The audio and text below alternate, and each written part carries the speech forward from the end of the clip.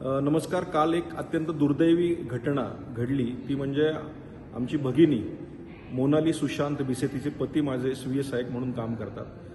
ती प्रेग्नंट असल्यामुळे दीनानाथ हॉस्पिटलला डिलिव्हरीसाठी ॲडमिशनला गेलेली असताना आणि पोटामध्ये तहानी 2 मुलं होती, जी जुळी होती आणि तिथं तिला 10 लाख रुपये अर्जंट भरा, नाहीतर आम्ही ॲडमिशन देणार नाही असं सांगितलं गेलं. 3 लाख रुपये भरण्याची तयारी असतानाही त्या ठिकाणी आम्ही ॲडमिशनच देऊ शकत नाही, क्रिटिकल शस्त्रक्रिया आहे असं सांगितलं गेलं आणि ॲडमिशन नाकारलं गेलं.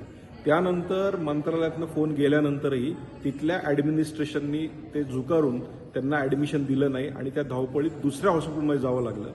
पण त्या दुसऱ्या हॉस्पिटलमध्ये गेल्यानंतर त्या ठिकाणी ट्रीटमेंट मिळाली, त्या ठिकाणी त्यांना 2 जुळ्या मुली झाल्या, पण दुर्दैवी त्या आईचे त्या ठिकाणी मृत्यू झाला.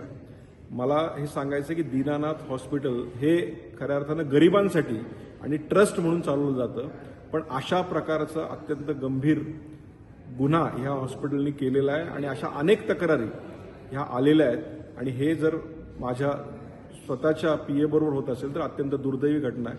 त्यामुळे येणाऱ्या अधिवेशनामध्ये नक्की हा विषय आम्ही मांडणार आहोत आणि याविषयी कडक पावलं नक्कीच माननीय मुख्यमंत्री आणि सर्वांनी उचलावी अशी मी विनंती करणार आहे.